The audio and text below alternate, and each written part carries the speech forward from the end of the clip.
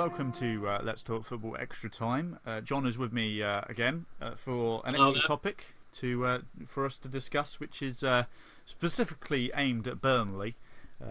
So I would assume that most of our audience today would be Burnley fans, but if anyone else is interested in hearing, then hello. But we're going to be discussing Burnley's rather inept transfer policy and why it has caused a lot of negativity surrounding the club.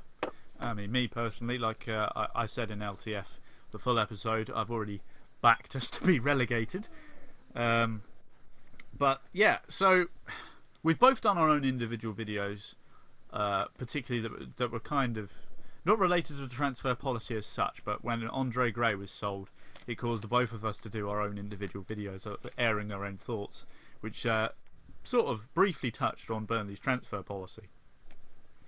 Now, throughout the summer, Mike Garlick, there's a particular video that Burnley Football Club itself released on Claret's Player and their own YouTube channel, mentioning that basically Mike Garlick talking about how the club was in such a better financial position that they would have the ability to back the manager, and they would be able to be competitive, but also the fact that they had to pay out a few extras because of how well we'd done and everything, which, you know, makes sense. It's kind of the thing you plan for when you're in the Premier League. Now, we're into the last 2 weeks of the August window, and the transfers have not been good enough. Let's make that abundantly clear. Yep. We've been linked with players like Jay Rodriguez, Brett Assombalonga, Shane Long, Craig Dawson. Recently, we've been linked with people like Ryan Shawcross, although that's been rebuffed by Stoke. Danny Ings as well been mentioned. Danny Ings is mentioned. Ings is being mentioned a lot by Burnley fans as a potential loan move, possibly. Peter Crouch has also been mentioned. At one point, we were linked with Will Hughes, but he ended up going to Watford. And obviously, Sean Dyche recently has been saying, probably out of frustration to the media, that the club is financially limited, which essentially contradicts what Mike Garlick said about a month and a half ago when he did that interview on Claret's Player. We're basically saying that we had the financial power to bring in players. And we've done okay. I mean, it's not terrific. It's not enough to keep us up, I don't think, with the signing of Charlie Taylor and Jack Cork. And a few mediocre signings of Jonathan Walters. I still don't know the goalkeeper's name, but Wedgkins. Him, being signed as a third choice goalkeeper. And who was the fifth guy that we signed? Bardsley. Phil Bardsley. Yes, I keep forgetting him because he's re-signed for the team essentially, obviously from back in 2006, which is a reasonable thing. He can play a bit, but both full-back positions as well. So we've got plenty of cover in both Charlie Taylor and Phil Bardsley. I don't know which one will be more likely to get into the first team. Probably Taylor, but we'll see. But the summer has been, like I say, it's okay, but it's also been a little bit of a disaster. Frustrations are growing at Turf Moor, particularly among the fan base, about how poor the team has been on the transfer window. We've been crying out for a new striker for ages. Before Andre Gray was even sold, we needed an accomplished, or at least a much better finisher. You know, Gray just about did enough, and Vokes managed to score enough from what he was given. But we definitely needed somebody who was certainly more established in the Premier League. Perhaps Jonathan Walters might have been what people considered as established. Whether as a better finisher is, well, that is to be debated. But we did, obviously, with Joey Barton disappearing for a year now, he's going to miss the whole of next season. Whether he returns to the game or not is to be seen. But obviously we needed a direct replacement for him, and we went and got that in Jack Cork, which is as brilliant signing as any. But ultimately, excellent signing. Yeah, but ultimately, we still haven't done enough. Despite the fact that the fans can see that we need a winger, we need a striker, and we need a centre back, the club seems to be completely inept at even attempting to go out and get these things. What we've gone and got, we went and got a central midfielder, which is, as we just stated, we needed because obviously Joey Barton is gone, and obviously Dean Marnie's injured. But we had plenty of cover in Hendrick and Westwood and Defoe, they were doing a reasonable enough job as it was. Marnie coming back and bringing in Jack Cork gives us 5 centre midfield options, which is excellent as it is. Is a good number to have. And the wing back positions, we didn't really need to strengthen. Well, what we did instead was we got rid of Darikwa, who could have played on the right hand side, had a bit of pace to him, could have possibly used him as a winger, but we got shut of him. And brought in Phil Barsley as a replacement, and then obviously John Flanagan going back to Liverpool, we brought in Charlie Taylor as a direct replacement for him. So they weren't really positions that we desperately needed to replace anyway, but we went out and did that. Whether people consider that necessary is kind of the problem here. Burnley have gone out and unnecessarily bought players that they don't really need. You didn't really need a third choice goalkeeper. You can promote from within to do that. What was the whole point of Nick Pope being here last season was that he was the third choice goalkeeper, but would eventually look at stepping further, being more involved next season, because obviously he'll have a little bit more experience. He had a cup run. Well, didn't have too much of it because we got knocked out by Accrington, much like Preston did the other night. The whole point of that was for him to gain that experience. Now he's the clear number 2, obviously. So to get a number 3, surely promote a young lad with potential, but instead they've loaned him out. I forget his name. Connor Mitchell, I think it was. Connor Mitchell. He's been loaned out now. I would have much preferred him be given a chance as a third choice goalkeeper. I would have said the same. Possibly stepping in, perhaps in the League Cup. You give Nick Pope the FA Cup, and then obviously Tom Heaton the League. And whenever Heaton's not available, you'd stick Pope in. But for some reason, we've gone out, spent money, and brought in Birmingham's third-rate goalkeeper for no reason at all, really. Bringing back Phil Bardsley, it's a very Burnley move. Bringing in a player who used to play for us for one season ages ago. It's a very Burnley-esque one, but it wasn't really necessary. The Charlie Taylor one I can agree with, simply because is a younger player that's coming through. Did really well at Leeds last year, and obviously because John Flanagan hasn't been signed permanently because he wasn't good enough, it makes sense. And obviously we said enough about the Jack Cork transfer. But the fact is, out of all the targets that we missed or have been linked with that just did not come to fruition for whatever reasons, the only one which I can agree with that we didn't go for was Brett Assombalonga, because Middlesbrough paid over the odds to get him. Massively up. Massively up. Well, I say over the odds. He will be good for them in the Championship, but we do not want to pay the money that Middlesbrough paid for somebody who might be good in the Premier League. And I also add the fact that he's also injury prone. Yeah, he's had one good season at Forest, and the rest of the time, most of his career he's been injured. So I think it's a massive risk for Middlesbrough to take, by the way. But the fact that the club basically hasn't made any efforts, particularly in the centre-back department. I mean, as much as this recent rumour about Ryan Shawcross that has surfaced, I don't think he would come to us for 2 reasons. One, if he was on the market, there would be bigger clubs interested in him, for starters. Exactly. He's a very good centre-back. We would immediately... A bit like when Snodgrass... As soon as a team heard he was available, West Ham immediately snapped him up. Not that they've used him very well, but... we immediately got priced out of the move because of wage demands. Plus, his wage demand would probably be higher than what most people are on at Burnley anyway. So that's a bit of a interesting but probably not realistic rumour. Then you've got players like the Jay Rodriguez one. I mean, the frustration across Turf Moor about us missing out on him goes without saying. Local lad, came through our academy, did really well. We sold him on to Southampton, where he built his career up a notch, got set back by injuries and was no longer playing. It made perfect sense for us to go in, get him, bring him back to the turf, get him back on his 2 feet and scoring again as a striker, not as a left-sided midfielder, although he was doing quite well in that role, and quite frankly, we probably could have used him as a winger. If possibly, possibly. Would have been a good option. But instead, we sat back. Tony Pulis just walked in there with the first offer, picked him up and got him in the squad. And fair play to him. He's worth the money. A very good signing for West Brom. But the fact is that Burnley didn't even bid for him, which annoys a hell of a lot of us. It would have been, now the Gray's gone, he would have been the perfect guy to fill the void. But because we sat back, went, oh, we don't need him. We've got Gray. We'll keep him for the rest of the season, even if his contract runs out. We've just signed Jonathan Walters. We've got Vokes and Barnes. We'll be fine. Don't need that. Oh, Gray, you've gone. Oh, now we need a striker.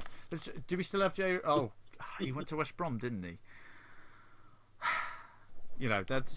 I imagine that's what's going on in the Burnley boardroom. They're just so slow to react in the transfer markets. And then they dally around haggling stupidly. You've got to pay what people are asking for, otherwise you're just going to get shut down, or the offer's going to go up because you annoy them. So it's just going to. I mean, we talked about Shane Long, Irish, fits the bill, right? I don't know whether that's a long shot or anything. There's recent talk about Danny Ings, obviously, possibly as a loan move, which would make sense for both parties. But the thing that I think irked a lot of us the most was the fact that recently today, Deitch literally said the club is limited financially, which basically says everything that Mike Garlick said a couple of months ago was BS. Because now he's been found out that he was talking rubbish, because basically he's done that so the fans won't get on his back to shell out the money to get the players that we want. Now all of a sudden it is abundantly clear that he is not willing to do so, and now we find ourselves in a position where 2 days before the season even starts, although this will now be probably midweek and we will have already been drummed by Chelsea. Well, I got that one wrong by quite a lot. We are short at the front. God forbid if we get an injury in the first game of the season to one of our strikers, because then we will be well and truly knackered. But we both voiced our opinions, but we'll probably cover that a bit now. I'm going to hand over to John on what his opinion is, because I've done a lot of the talking so far this episode. I don't know what your thoughts are. Well, I do to an extent that it's fairly rubbish, but I want to get your opinions on Burnley's transfer policy since the end of last season to now. It's been fairly rubbish, hasn't it? It has, and the phrases that spring to mind, and I mentioned this to you while we were off air actually, talk is cheap and actions speak louder than words. Now, they've done a lot of talking, Mike Garlick and his mates in the boardroom, and it's been cheap. And yeah, you're quite right, and I'm not afraid to use the swear words on this programme. It has been bullshit, to be quite honest with you. We might as well, for Pinocchio as chairman, we may as well just be like an episode of Heartbeat in the 1960s. We're stuck in Bob Lord's time. We've got to get rid of all that remit. We have been the rich, we are one of the more profitable clubs in Europe, not just England, but Europe, for heaven's sake. And yet we can't go out, and yet we're still haggling at rock bottom prices, thinking it's still 1997. Get your head on board. It's 2017, not 1997. We're battling at 1997 prices for quality players. You can't do that. It's just ridiculous. I don't think the board know what they're doing. I don't think they're backing Deitch enough. If what Deitch has said in the press conference today is true, then Garlick has probably grown his nose to about this long, to be quite honest, is because he's going to get the name Pinocchio. Now, I've tried to. Now, I would like to be positive. Now, 2 signings have been good. The 3 other signings have been poor. Now, I don't think Barnes was good enough. I think he's too old. And you know my opinions on John Walters. He's aged for a start. He's not, he hasn't got any acceleration. He's no pace. And we're crying out for pace. I mean, every Burnley fan will tell you that. That is literally the one thing. Nobody in this squad now has pace, because we got rid of. We got rid of Gray and we got rid of Tendoika. And they were the 2 of the paciest players in the squad, and they've just got rid of them. We don't want pace. We don't need that. Exactly. It just really frustrates me, Chris, and I know it frustrates you as well. It's like, I don't understand what's going through the board. I mean, I'd love to be a fly on the wall in that boardroom. The problem also I've got with the football club as well, they are very cloak and dagger. They don't give their fans any inkling or any ideas at all what we might be getting. It's just a case of suck it and see, be patient. And that's the other problem I have. That's been the same old thing. You brought it up as well in your video last night. It's been happening now for 5 consecutive years. It's getting repetitively boring, if I'm being honest. It's just patient. I'm sick to death of it. we've been told to, be patient. We're doing our business, and I'm just kind of like, yeah, but 5 years, well, 3 realistically, if you include the Premier League, sort of thing. For obviously the second time we were in the Premier League under this ownership. Obviously, first time round it was Barry Kilby, and the fans at that time, I will say about Barry Kilby, as frustrating as it was for us, but we knew Barry Kilby couldn't really afford to invest as much as the other clubs, and we knew we were up against it anyway. In administration, had we not gone up under Owen Cobb, we would have probably been financially knackered, really. Yeah. But the second time round, obviously, it was under this new ownership with Mike Garlick and all that. And he's been just repeating the same phrase each time, which is be patient. We've been waiting 4 years for you to do something decent in the transfer window. Only Michael Keane have we had to show for your efforts. And that was a fluke, quite frankly. We loaned him out. He turned out to be very good. And then flipping Manchester United sold him to us for flipping pennies. And he turned out to be one of the up-and-coming centre-backs of this English generation. So that, you can get lucky once. Andre Gray, everyone knew what we were buying. He was already proven at championship level. It made sense. Apart from that, the Jack Hawke signing as well. This summer has sort of really been the only decent piece of business really that makes sense. The rest of it, I mean, Lukas Jutkiewicz, Marvin Sordell. Marvin Sordell. The one thing he did was score an absolute beauty of a volley in the FA Cup against Tottenham Hotspur, which we still lost. You can name any number of them. It's just, I mean, what I don't know what Mike Garlick wants to achieve, because he's constantly going on about how we are, we're in a financial position where we can be competitive now, and we're just not. But anyway, I'll let you continue, John, because I kind of stepped in with the Barry Kilby thing, but. No, you're fine. I just think now it's all getting repetitively boring. I'd like to see. I mean, it's just dampened my enthusiasm for the new season. And I want to be optimistic. I know you want to be optimistic, but how can we be optimistic when we've made out of 5 signings, 2 brilliant signings, but yet 3 doesn't? I just can't. And the squad depth. Well, where do you start? I mean, we're not good enough at centre back. We're certainly not good enough in attack. We're crying out for pace on the wings. Those have got to be a priority above anything else in the squad. And I don't think the board, and to a certain extent Sean Dyche, have done enough, in my opinion. I'm not going to knock Dyche because he's a great manager. He's probably the second best Burnley manager in history and all that. But I mean, said all that, I think the board and Dyche have got to take collective responsibility for the lack of action that's been happening in the transfer window. Now Dyche and Garlick can come out and say what they want. But as far as I'm concerned, actions speak louder than words. Talk is very much cheap, and I just think we're getting too much of that. And I would suggest that they all shut up and start signing some quality players. 3 quality players. That's all we're asking for. If they stay injury free and a couple of backups, that could make the difference between us staying up or going down. And it only needs to be at least 3 quality players to replace Keano, Gray, and Boydie. Right, they were the 3 biggest losses this summer. Right, the rest of them, I'm not so bothered about. But we lost Keano, we lost Boyd. I think losing Boyd was a mistake because he is a hard worker and he will give you a lot of energy and he will give you quality.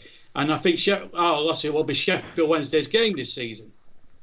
Well, it seems to be where all the ex-Burnley players got a decent chance go.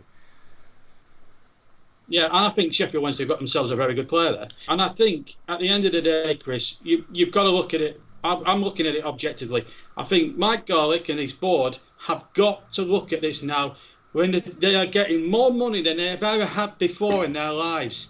The television deals, for a start, they are worth more than anything else. Gate receipts, everything, right?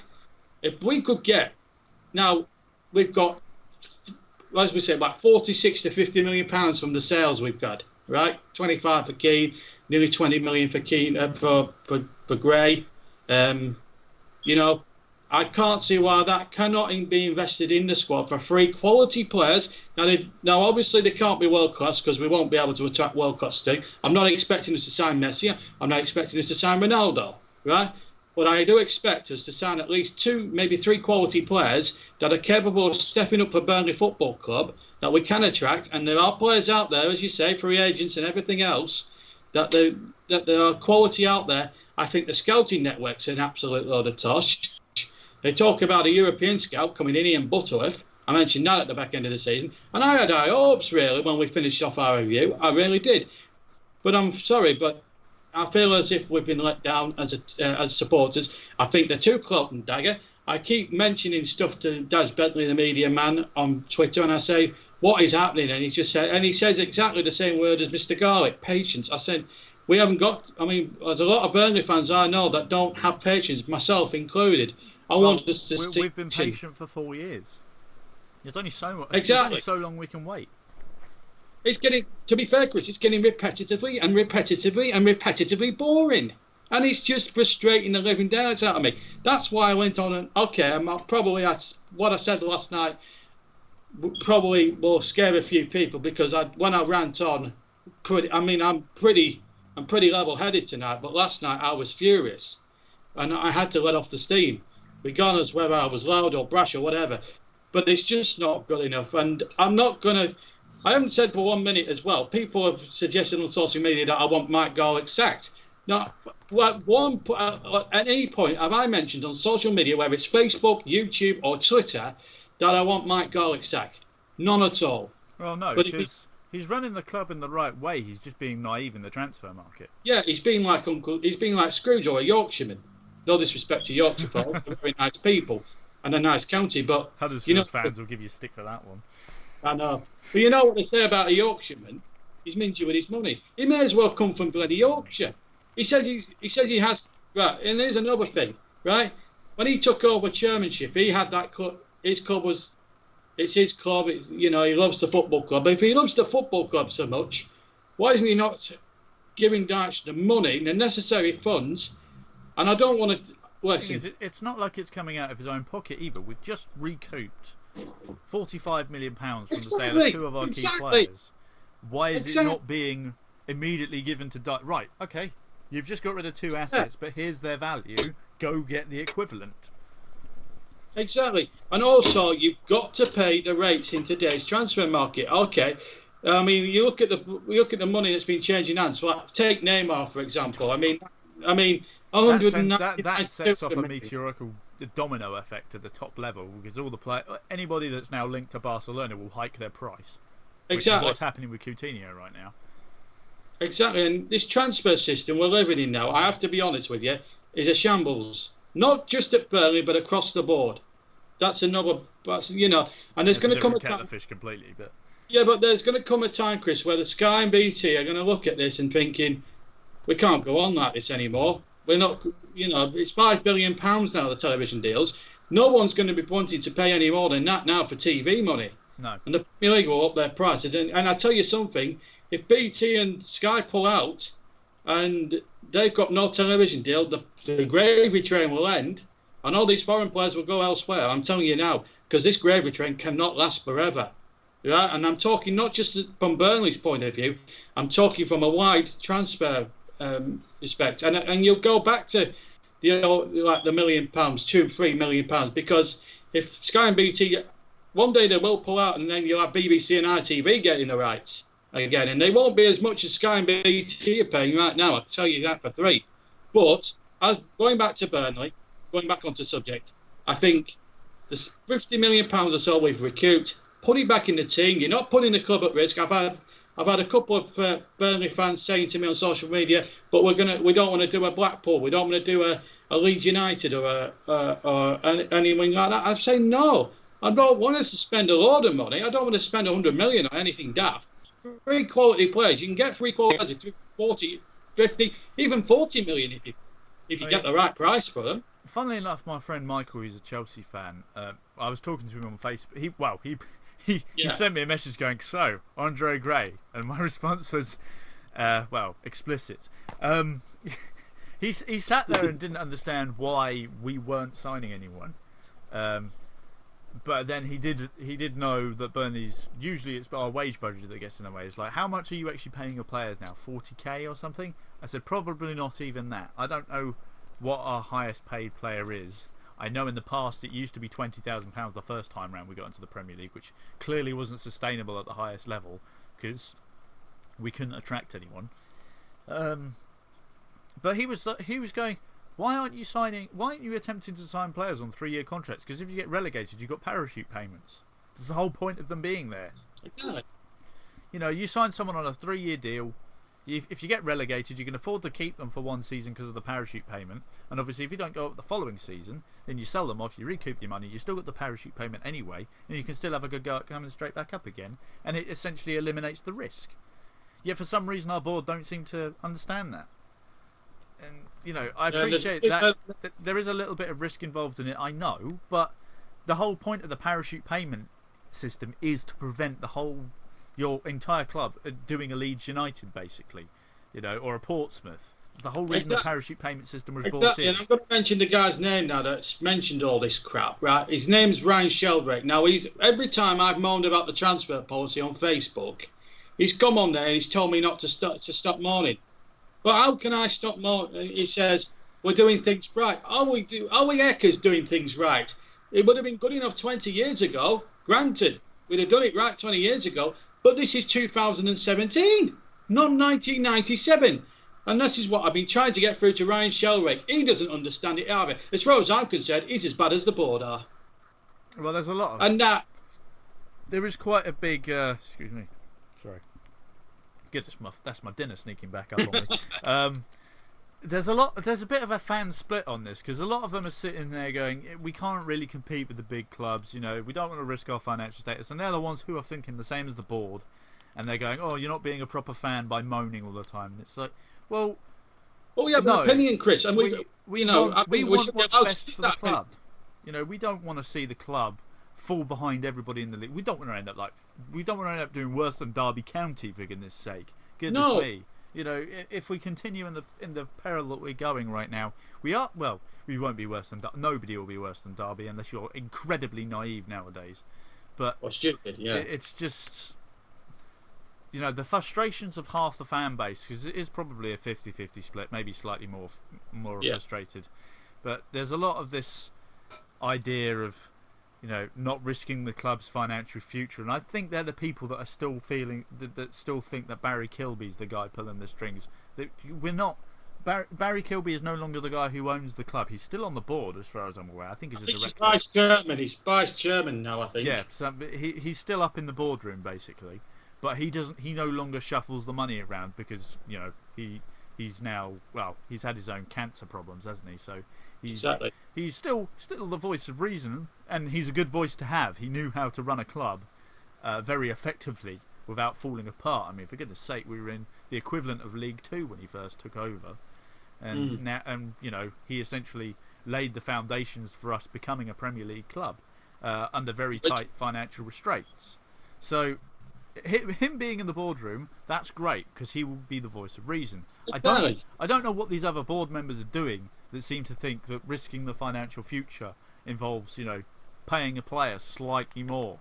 You know, we're talking about the Premier League where the average salary is going through the roof. We're probably talking the average salary is probably about 50k now, and we're probably below that. Which again is naive. I don't know what our players are paid, but you would have to just gauge it on what we've had because previously in 2009-10 we were the highest we were paying was around £20,000 a week, and you would gauge, you just basically guess by gradual improvements, because that's generally how players end up being paid more as they get gradually increased. But I can't imagine that we're paying players more than 35k a week, that and they don't publish their salaries, so we really have no idea. But it would be very naive. I think that's one flipping drawback, that the board are just very stubborn on the wage bill. You know, sometimes you've got to break it a little bit to progress forward. I mean, you look at Tottenham Hotspur. They're on the verge of challenging for a title, but again, their wage bill is getting in the way of them maintaining that title charge, because they don't want to pay players more. As much as Daniel Levy runs the club excellently, I will say that, but that will get in the way of their of any attempt at a title challenge. Yeah, at some point. Then there's the same problem up at Newcastle as well with Mike Ashley. They're practically in the same boat as us. Yeah, And I think what's funny, isn't it, that both clubs that we're talking about here, Burnley and Newcastle, were owned by two blokes called Mike. Yeah. Called Ashley. My friend's called Mike, and he speaks more sense than them. Maybe I should get him in charge. Just buy Burnley for £1. Oh, I don't know. But it's not all Mikes are bad at business sense, obviously. But it's just it frustrates everyone that we're stuck in this mind. Well, the board are anyway, stuck in this mindset that they need to maintain the club's finances, and they get really, really picky when it comes to everything. And then there's obviously Deitch looking for a particular type of player who fits in with the mindset and everything, which I kind of appreciate. It helps with gelling and everything, but sometimes you've got to have the odd player that isn't quite the same, because they add a spark or something different. You know, you need a luxury player in every squad. You've got to have a luxury player. I mean, at the moment, our luxury player is probably Stephen Defoe, and that's purely because he's from Belgium. Nothing more. Literally, that is it. With Jack Cork probably running him a close second. Yes, now Jack Cork will be and he's third. But he's a luxury goalkeeper, to be fair. Yeah, it's difficult. Well, when Tom Heaton's probably our best player, and when your goalkeeper's your best player, that's a really bad sign. But it's a recurring thing that keeps happening with Burnley. You know, yes, last season we broke our transfer record multiple times, and that gave us hope that the board were realising that they do have to spend a bit to, you know, be competitive. And they did it a few times. They obviously did it with Gray first, that they brought in Defoe and various others. Robbie Brady, you know, the likes. Emmerich, yeah. But right now, I'm sitting around looking. I mean, even today, Brighton have spent £13 million on a winger. You know, the teams around us aren't messing about, apart from Newcastle with their business. They've literally got it done. They've got their team in place before the first game of the season has taken place. So they already know how they're going to play. They've already had time to gel as a squad because they've got them in a pre-season. They're settled. They're ready to go. The manager has told them what they need to do. Whereas with us, we're now in this horrible situation where there's 2 weeks left of the window. We need more players, but because the season has now started, you know, add a couple of extra million on top of the player's price already. And the closer we get to deadline day, you know, as each day goes by, you can probably add another 500,000 on top. You know, deadline day, a player's probably going to be sold for at least 3 times his market value because they simply don't want to lose him last day of the transfer window because it gives them no time to replace them. So, at this point, we're digging ourselves. I mean, this is the thing. He goes on about finances. You're digging yourself into a bigger financial mess by not acting because prices are going to go up the longer you wait. So I don't understand why we've sat around and watched as, well, how many have we got on my sheet alone? 7, 8 targets just gone, just because we dawdled. Yeah. We haggled unnecessarily, or we just didn't do anything. We just, you know, sat back and just didn't watched even bid. The Jay Rodriguez one, we didn't even bid. So I'm bitter. I was bitterly. I'll be honest with you. Around that time, I was bitterly disappointed about J-Rod because I know he'd done a job for us. He knows the system. He knows the club. He knows the dimensions of the pitch. You know, he knows everything there is to know about Burnley Football Club. And he would have gone and done a job for us, and he would have made us that little bit more better. You know, he would have scored. He would have scored us 10 goals a season had we kept him fit and played him up front. I think you'd have been talking more in the region of 15, 16 goals, which is more than enough. I mean, we did. You know, it would have been our Jermaine Defoe, to be quite honest with you. Keep him fit, he will score goals. He has more aerial ability than Jermaine Defoe as well. So exactly. But so, to let him just fly by, it was really bad, basically. And by being inactive in the transfer window, it makes us favourites to go down. I know a lot of people had us favourites to go down before this transfer window. Well, it still hasn't closed yet, but before we even got to this stage.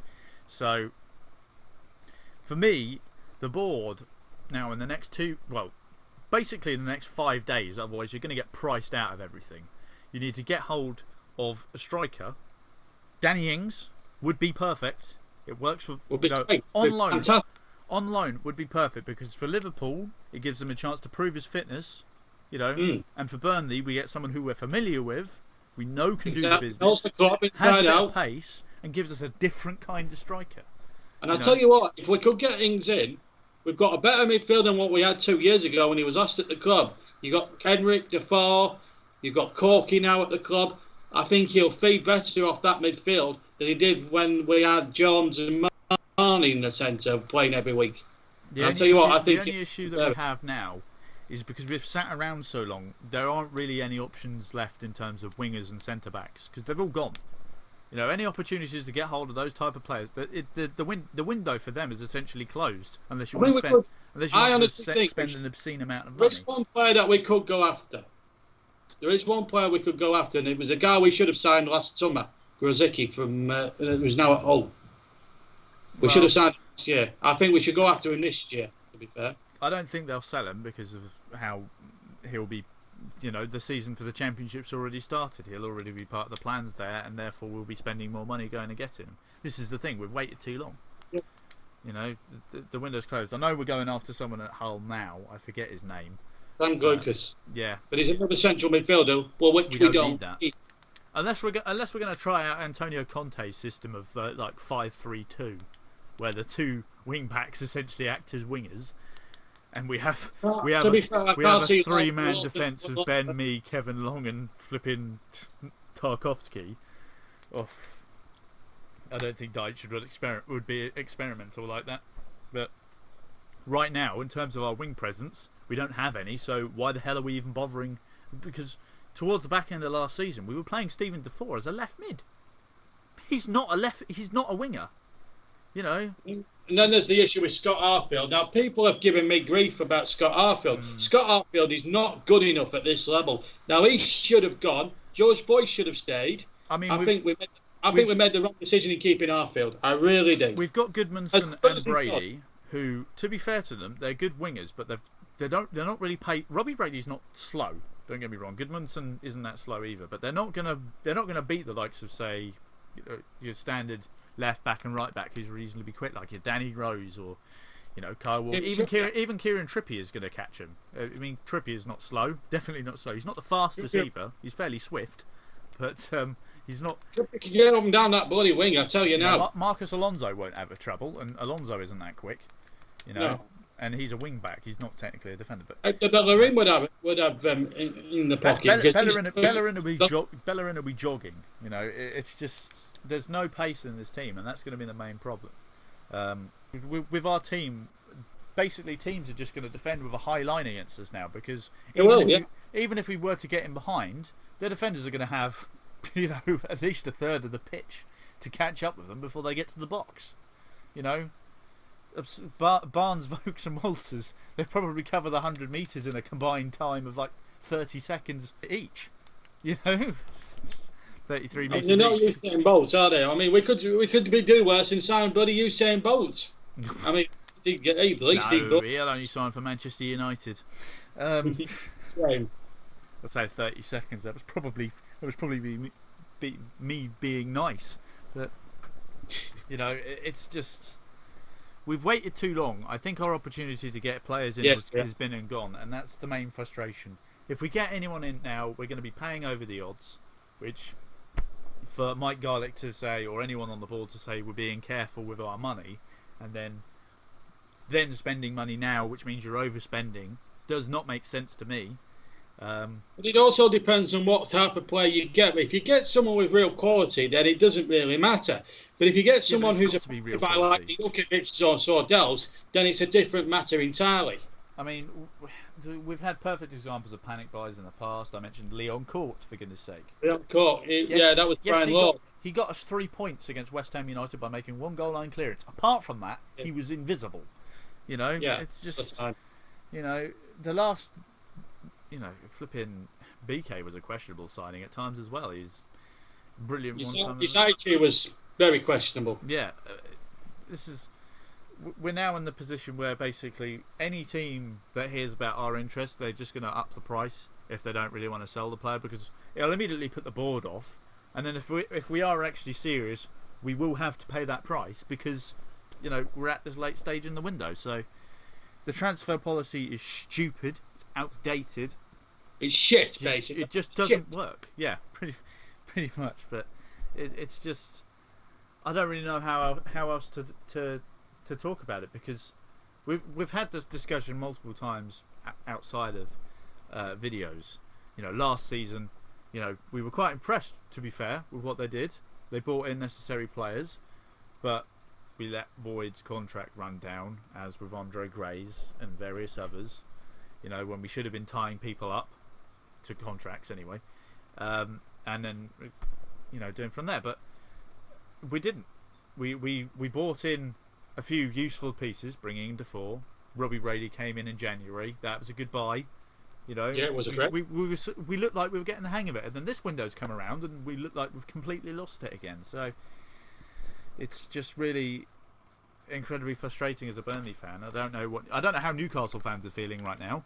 I'm sure they're probably echoing us. He'll have a few words to say about that, won't he? They're probably echoing us in our frustrations. You know, the later it gets, the more expensive it's going to get, and this whole idea that we're being safe of money goes out, just comes across as complete BS, because you're now being forced to spend more money. So I'm just waiting for the true Geordie to actually say something nasty about Mike Ashley, and he's got every reason to, because I mean, Mike Ashley said he would back Rafa Benitez in the market. I saw an interview with him on Sky the other day, right, when they were launching the Premier League in London, and Benitez admitted he's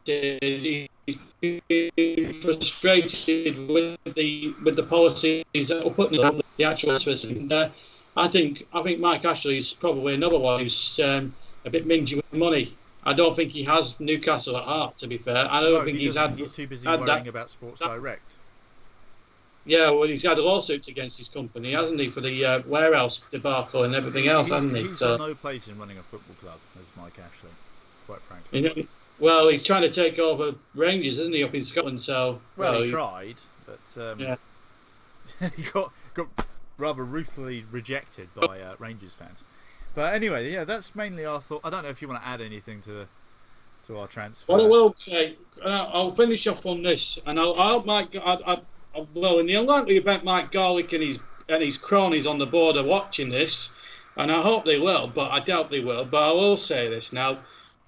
To Mike Garlick and the rest of the other cunts on the board, talk is cheap, actions speak louder than words. You've got 2 weeks to get something through the door, otherwise that's it. Death warrant to the Championship. So get. Can't be. This has got to be. It can't be a panic buy. It can't be any old crap. We need quality. You know what you need. You need a centre back to replace Keane, a pacey winger. Doesn't have to be 2, just 1 will do, and a striker to replace Gray, who has got genuine pace and can finish and can get us 10, 12, 13 goals a season, along with Volksy. Right, that's all we need. Get them free, then the season is very much salvageable. Don't get them, Seth Warrant signed to Championship. So get it done now. I think that's fairly straightforward. Well, it looks straightforward, but not if you're on the Burnley board. But anyway, that's going to round up extra time. Any Burnley fans watching, obviously, feel free to air your thoughts on the transfer policy. Whether you agree or disagree. Yeah, you know, whether you agree or disagree, I will quite happily debate it, and so will John. But obviously, and Newcastle fans, let me know what you feel about your club's transfer policy. Yes, True Geordie, get in touch with us. True Geordie, get in touch with us. I'm sure he's far too busy, but I'd be very surprised. It would be interesting to hear what he has to say via text. I know his opinions via voice are generally rather loud and brash and slightly drunk sometimes. So other Burnley fans, feel free to let us know what you think. I know a lot of people are frustrated, but this topic splits opinion among Burnley fans, so let us know what you think. Yeah. And obviously we'll respond in due course. But that rounds up the first episode of LTF Extra Time. I'm glad you could join us all for this rather touchy subject about Burnley's transfer policy, but other extra times will be a little bit more upbeat and about other things. I hope. Yes, won't be quite so negative and frustrating and all that. So thank you very much for joining us. Thank you, John, for your views on the subject. Well, I would have liked to said it was a pleasure, but it's not been a pleasure talking about our transfer policy. But it had to be said; it had to come out, and hopefully, if Mike Golick is watching, just listen to what we've just said and listen carefully. You Yeah, never know. You never know. By the time this gets released, Burnley might have actually done something in the transfer window. Well, who knows? We may just be looking ungrateful by this point, and I would quite gladly look like that. Has the situation been resolved by now? If that does get resolved before this comes out, we'll be like two grumpy old men. Yeah, we're never happy. We're never happy. But, we are happy, really, honestly. It's just so happens our football team just do not do the business when it matters and at board level. So there you go. But peace out. Peace out. Yes, thank you very much for watching, and we'll see you for the regular LTF episode on Saturday. So see you then. Cheerio. See you next week. Bye bye.